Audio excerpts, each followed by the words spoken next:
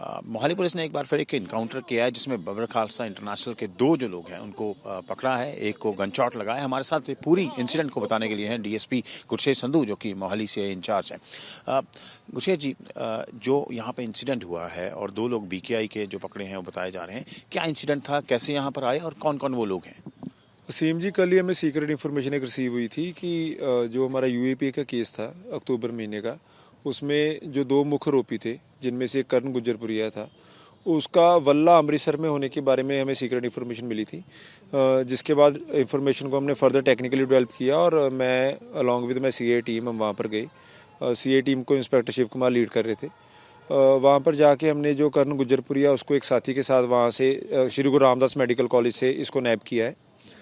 उसकी गिरफ्तारी के दौरान उसकी पूछताछ के दौरान हमें ये बात सामने आई थी कि हमारे यूएपी केस में एक और नामजद व्यक्ति शरण एलियस सनी, उसने जनवरी इसी साल की पहली तारीखों में एक डेरा बाबा नानक में बड़ा सेंसेशनल मर्डर किया था। ये इंफॉर्मेशन हमने बटाला पुलिस के साथ शेयर की और शरण के जो भी हाइड आउट्स थे उसके बारे में हमने जानकारी ली, जिसमें से एक हाइड आउट बलौंगी था। तो आज सुबह से ही बटाला पुलिस हमारे पास आ रखी थी और हमने जो भी प्रोबेबल उसके हाइड आउट्स हो सकते थे हम सर्च कर रहे थे। तो मॉर्निंग से ही लग रखी थी। आज करीब शाम 4-5 बजे शरण स्पॉट होने के बाद एक ब्रीफ इनकाउंटर के बाद उसको गिरफ्तार किया गया है। मैं आपको बताना चाहूँगा कि करण और शरण जो है, जो ये दो यूएपीए के केसेस, एक फाजिलका का है और एक मोहाली का है। इन दोनों में ही पुलिस को वांटेड है। और इसके अलावा जैसे मैंने आपको बताया कि शरण एक डेरा बाबा नानक के सेसेशन केस में इन्वॉल्व है और करण है जो वो पिछले वर्ष का एक 17/23 FIR है किला लाल सिंह पुलिस स्टेशन पुलिस जिला बटाला का। उसमें करण वांटेड था और अपनी अरेस्ट है वो वेट कर रहा था और काफ़ी केसेस में ये इन्वॉल्व था। जो हमारा यूएपीए का केस था ये एक बड़ा अचीवमेंट था मोहाली पुलिस का, जिसमें कि across the border weapon smuggle हो रहे थे और ये वेपन किसी बड़ी वारदात को अंजाम देने के लिए जो स्मगल हो रहे थे।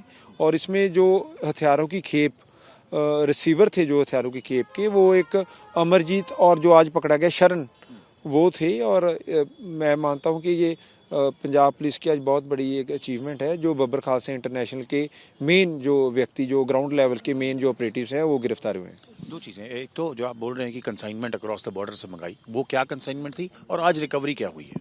कंसाइनमेंट के बारे में मैं आपको विस्तार से नहीं बता पाऊँगा क्योंकि हमारे ये सीक्रेट इन्फॉर्मेशन है।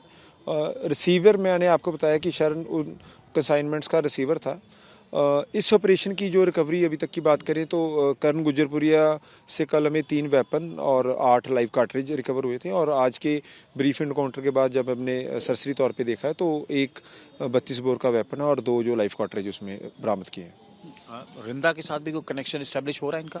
ये बीकेआई का जो ये मॉड्यूल है, एक हैप्पी पासिया नाम का व्यक्ति है जो नॉर्थ अमेरिका के कंट्री में है और बेसिकली अमृतसर बेल्ट से बिलोंग करता है।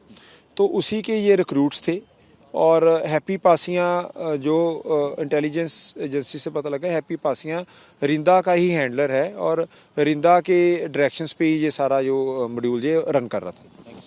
सो ये थे डीएसपी डी गुरशेर संधू जिन्होंने ये पूरा मॉड्यूल जो है वो बस्ट किया है और किस तरह बीकेआई के दो जो टेररिस्ट हैं उनको यहाँ इनकाउंटर के बाद एक को पकड़ा गया है और ये बड़ी रिकवरी है, पिस्टल्स पकड़े गए हैं और बड़ी अचीवमेंट है पंजाब पुलिस की। जो क्रॉस बॉर्डर वेपन्स आ रहे थे ये पूरे ये लोग रिसीव करते थे उसको। कैमरा पर्सन मेहरबान के साथ असीम बसी, ABP न्यूज़, चंडीगढ़।